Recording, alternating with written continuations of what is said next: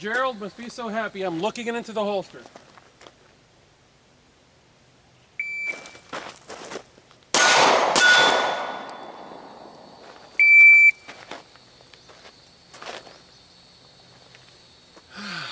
Hey guys, welcome out to the range.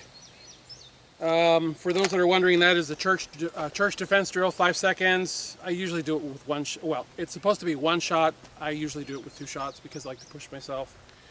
My first one is 196. My second one is 257, split of 0.61. 10 yards, a human torso target. That's a 1-to-1 exact replica of an adult male. And every one of those hits is roughly inside of the area around forehead down to about the bottom lip, and extreme lateral is only acceptable within the limits of the eyes. So I'm looking for a very confined dot, or a very confined window for my hits to go. Anyways, what this video is about is recoil mitigation. Several months ago I had this handgun made. Wow, look at this, guys. See all the black stuff on my hands? Unburned powder. Training ammo has gotten so nasty. Anyways, recoil mitigation matters. The reason being, if you don't have, okay, well, let me cut to the chase first. This is a handgun from AIM Surplus. This is a retired police Glock 17. I thought it was a Glock 22, but I was wrong. This particular one is actually a Glock 17. I've got another one of my other backup guns that is a Glock 22, but this is a Glock 17 Gen 3. And what AIM Surplus does is they do, I forget what the name of it is. Anyways, I'll put it on the screen. The finger grooves on the front of a Glock are designed for a 12-year-old girl. No comment, Sarah. Then they undercut the trigger guard here and here for the middle finger and for the support hand. But here's the feature that I really like. They actually modified their shelf for me. Instead of the shelf being at an angle like this, now it's straight across. And what it does is it gives you the ability to shelf right into the gun like this. This shelf does for you, it gives you the ability to press into the gun and push down with your support hand. You see how the gun isn't doing this? Because what you get when you don't have this, let's see if I can do it. Some people will, I'll tell you what, I'll just do this.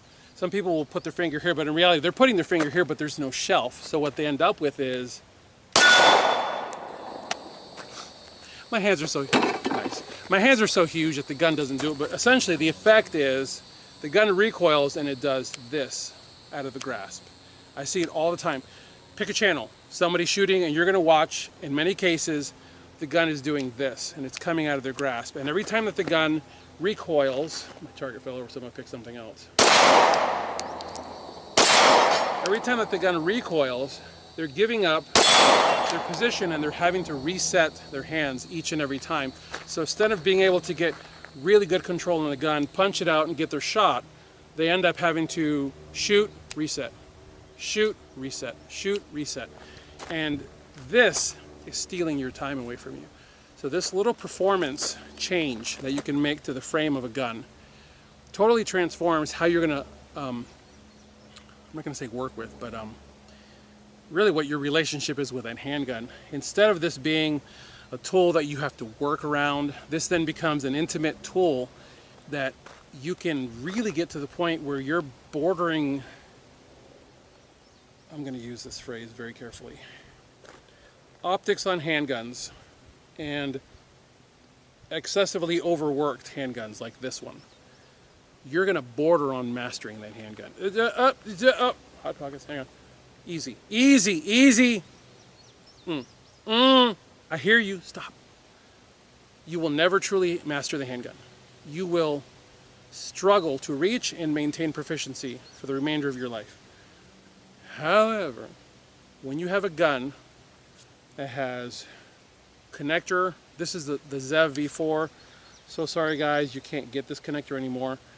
This is the ZEV V4. When you have a ZEV V4 connector, when you have Vickers tactical floor plates, when you have a really nice frame like the ones that AIM Surplus does, when you have drop-in slides like those from AIM Surplus, when you have a 416R stainless steel barrel also from AIM Surplus, when you have an optic, Trijicon RMR04 fiber optics driven from Trijicon sights, when you've got a gun that is tricked out for shooting, but yet it is not so overly bougie that actually is capable of being carried in a concealed fashion.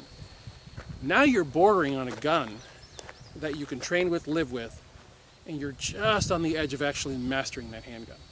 So now you're talking about a gun that's capable of being like your standalone, I go on a trip and this is all that goes with me. No rifle, no PCC, no extra that you're having to lug around hotels and Airbnbs and whatnot.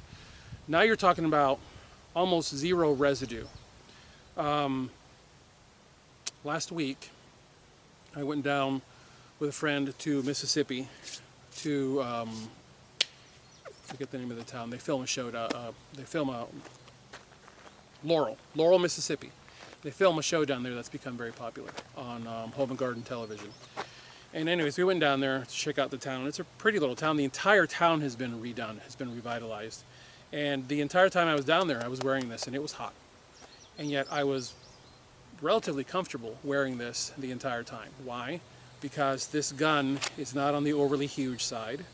It doesn't have a ginormous light on it. That makes it that much harder to conceal.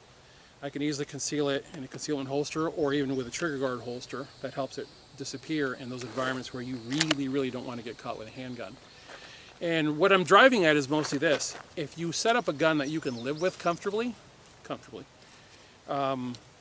you're setting yourself up for success, and you're also creating something that you're, and this is the most important part, that you're apt, that you're prone, apt, whatever, to carry with you, instead of setting up something that you're probably going to leave behind in the vehicle because it is just a stinking hassle to carry.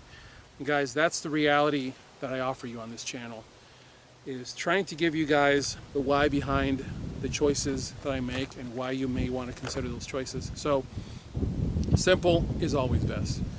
I thank you for your support to keep Tier 1 Citizen independent from the meddling of manufacturers. I thank you for your donations. I thank you for your support and the purchase of stickers, slings, pull tags, whatnot. Guys, to give you a quick update, I'm trying to get my chest rig made. I reached out to a manufacturer recently. I thought I'd actually found a manufacturer, and they turned out to be such a bunch of charlatans. Holy crap, what a joke that was. So one more time, American manufacturing rolls up a nice big boop to the American people.